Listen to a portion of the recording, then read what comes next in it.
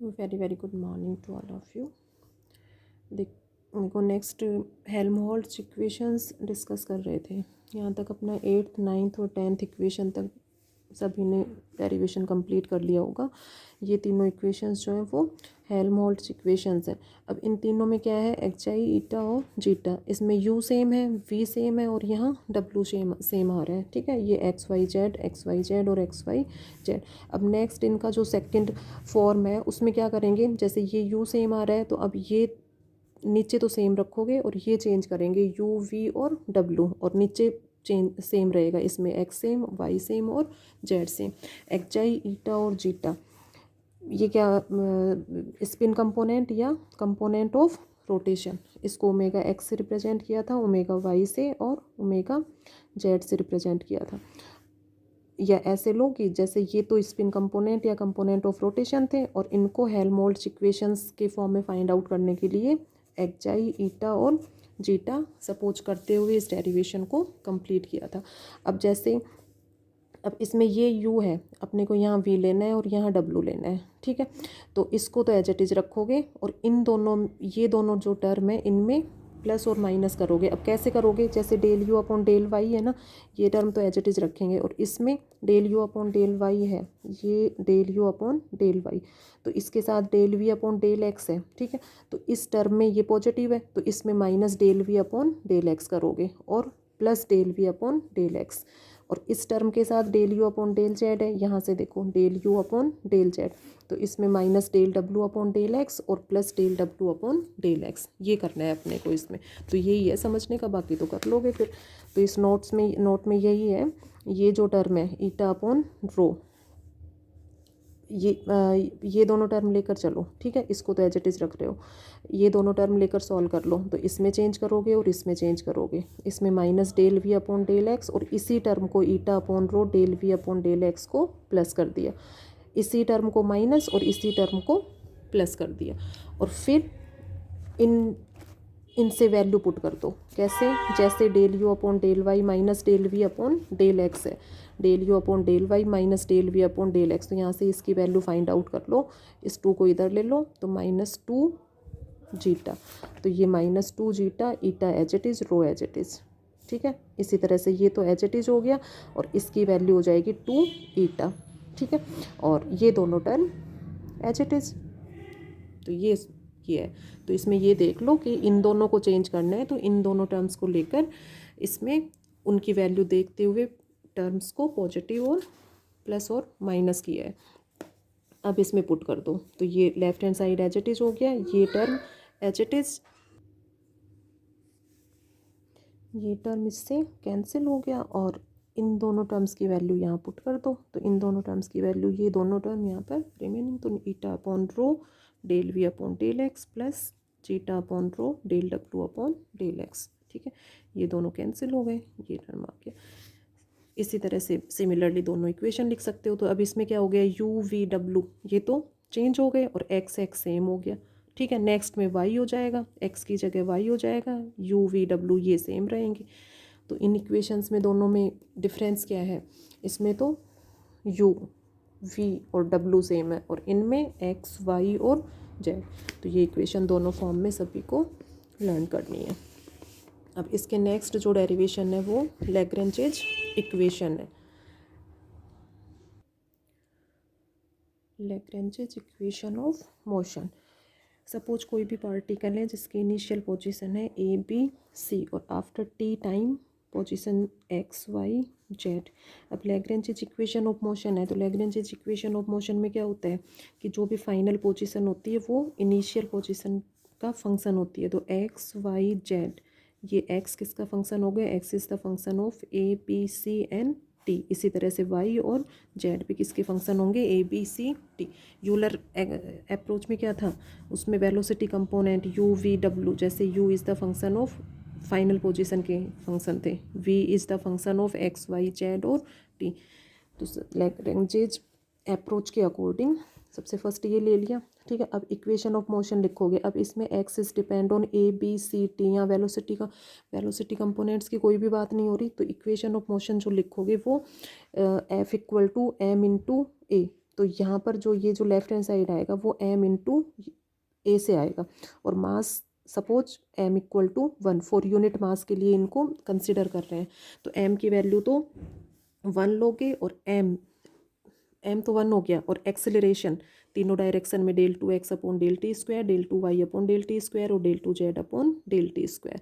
ठीक है, capital v यदि फोर्स पोटेंशियल दिया हुआ है तो उस केस में इसमें ये बुक से थोड़ा सा इसको कंसिडर कर लेना। तो इसमें ये जो इक्वेशंस हैं, इसमें ये यदि capital V is the force potential के केस में कैपिटल X की जो वैल्यू है वो minus del v upon del x, minus del v upon del y, और जेड डायरेक्शन में minus del v upon del z, ये अपना -1 upon rho del p upon del x ये होता है ये। तो फोर्स पोटेंशियल के केस में capital X, capital Y, capital Z की वैल्यू रखोगे, और ये तीनों तो X डायरेक्शन में, Y डायरेक्शन, Z डायरेक्शन में, ये तीनों जो है वो इक्वेशंस कंसिडर किए हैं। The fluid element has the component of acceleration then this. अब नेक्स्ट इसको सॉल्व करेंगे। अब नेक्स्ट स्टेप में क्या करोगे, फर्स्ट सेकंड और थर्ड इक्वेशन आ गया। ठीक है, अब del v upon del x है ना, तो इसको तो del x upon del a से इंटू करना है, इसको del y upon del a से, इसको del z upon del a से। ठीक है, इक्वेशन फर्स्ट को del x upon del a से मल्टीप्लाई करेंगे, सेकंड को del y upon del a से, और इसको del z upon del a से। तो इधर तो ये टर्म आ जाएंगी, इजीली कर सकते हो, और इधर माइनस तो सभी में कॉमन आ रहा है, और del v upon del x upon del a, इसको del y upon del a, और डेल इसको ये कर दिया, -1 अपॉन रो कॉमन आ जाएगा। इसी तरह से del p upon del x into del x upon del a, इसको del y upon del a से, इसको del z upon del a, तो ये टर्म एज इट इज़। ठीक है, अब इसमें ये जो टर्म है इसको देखो, ये तो एज इट इज़ रहेगा, इधर तो एज इट इज़ रखो, और इसको क्या लिखेंगे, minus del v upon del a, -1 upon rho del p upon del a. ठीक है, del v upon del a है, जैसे तीनों डायरेक्शंस के अकॉर्डिंग इसको कैसे एक्सपेंड करोगे, del v upon del x upon del a, plus del v upon del y upon del a, plus del v upon del z, और del z upon del a, यही term है अपना। तो ये इन तीनों टर्म्स को किससे रिप्रेजेंट किया है, इससे। और इसी तरह से del p upon del a, इसको भी तीनों डायरेक्शंस के according del p upon del x upon del a, plus del p upon del y upon del a, plus del p upon del z upon del a, यही term है। ठीक है, तो इससे ये टर्म ये हो गया, और ये अब similarly del x upon del b से मल्टीप्लाई, सेकंड को del y upon del b से, और इसको del z upon del b से मल्टीप्लाई करके सेम इसी तरह से सॉल्व करोगे तो ये सेकंड इक्वेशन आ जाएगी। और थर्ड इक्वेशन में इसमें ए, इसमें बी और सी से मल्टीप्लाई करोगे तो ये थर्ड इक्वेशन ये आ जाएगी इस तरह से। तो फर्स्ट सेकंड थर्ड और फोर्थ फिफ्थ और सिक्स्थ ये इक्वेशंस आ गई यहाँ पे। नेक्स्ट स्टेप में देखो क्या है, equation first to third along with the equation of continuity in Lagrange's form. देखो equation of continuity Lagrange's form में डेराइव की थी, क्या थी, rho j equal to rho naught, यही था इक्वेशन अपना, पीछे देखना, rho into j equal to rho naught, Lagrange's equation of motion. यहाँ जे जैकोबियन है, इसको डेल इसमें अपना ऊपर आ रहा है एक्स वाई जेड, तो इसको x y z upon del a b c equal to rho naught. तो यहाँ पर क्या कह रहा है कि ये तीनों इक्वेशंस जो हैं वो लैग्रेंजेस इक्वेशन ऑफ मोशन के साथ मिलकर क्या कहलाते हैं, लैग्रेंजेस हाइड्रोडायनेमिकल इक्वेशंस। तो सिंपल है कि equation first second and third along with the equation of continuity rho into j equal to rho naught constitute the Lagrange's hydrodynamical equation. ठीक है, तो ये यहाँ तक कंप्लीट करना सभी। नेक्स्ट कोची इंटीग्रल, ये जो डेरिवेटिव है इसको बुक से करेंगे सभी। ठीक है, नोट्स में नहीं है ये कंप्लीट। और इसके फिर नेक्स्ट आगे का जो पार्ट है ये कुछ है नोट्स में, और ये नेक्स्ट ये इक्वेशंस यहाँ तक करने हैं सभी को। ठीक है। Equations 9th are called Cauchy integrals. तो इक्वेशन 9th में जो ये फॉर्म है ये अपने को डेराइव करना है और ये इक्वेशंस कॉची इंट्रीगल इक्वेशंस कहलाती हैं। इसमें इधर एक्स आई अपॉन रो डेरिवेटिव नहीं है, डी अपॉन डी टी होता है तब तो हेल्महोल्ट्ज़ इक्वेशंस होती हैं, और इसमें xi upon rho, eta upon rho, zeta upon rho, और इधर xi naught, eta naught और रो नोट।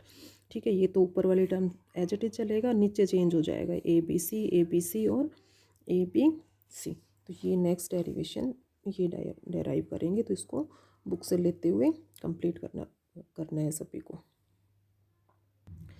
इसमें देखिए सबसे first velocity component u del x upon del t, v del y upon del t and w del z upon del t. तीनों directions में velocity components consider करते हुए equation first, second और third derive करेंगे। सबसे first जो main equation of motion था अपना, इनमें देखो ये है ना del 2x upon del t square, इसको क्या लिख सकते हो, del 2x upon del t square, del upon del t, del x upon del t. Del x upon del t क्या हो गया, u, तो del u upon del t, तो del u upon del t into del x upon del a. इसी तरह से ये हो जाएगा del y upon del t into del y upon ये। तो इन तीनों को उसमें कंसिडर करना है, उसके अकॉर्डिंग इक्वेशन फाइंड आउट होगी। जैसे फर्स्ट इक्वेशन को सॉल्व करो, इक्वेशन नंबर फर्स्ट जो है इसमें del upon del t, del x upon del t इससे रिप्रेजेंट किया, इसको del upon del t, del y upon del t, इसको del upon del z, del upon del t, del z upon del t. तो इन तीनों terms को इन तीनों forms में ले लिया। इन दोनों में क्या कॉमन आ रहा है, डेल अपॉन डेल ए तो कॉमन आ रहा है, तो यहाँ से बचेगा वी, माइनस कॉमन आ जाएगा v plus p upon rho. ठीक है ना ये, और फिर इसमें इंटीग्रल को यदि इंक्लूड करते हो तो integration of d p, rho density है, डेंसिटी को एज इट इज रहने दो as a constant, integration differentiation cancel हो जाएगा तो वापस यही टर्म आ जाएगी। तो इसमें इंटीग्रेशन को इंक्लूड करने के लिए इसको फिर डी पी अपॉन रो के फॉर्म में ले लिया, तो ये टर्म आ गया, और इसको फिर क्यू से रिप्रेजेंट कर दो, तो ये हो जाएगा minus del q upon del a, और इसको यू लिख दो, इसको वी लिख दो और इसको डब्लू।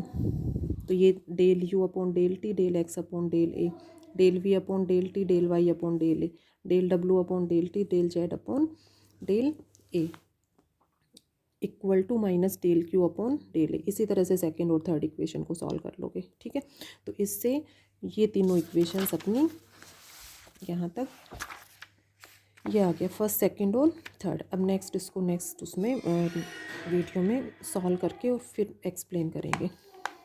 यहाँ तक इसको कंप्लीट कर लेना।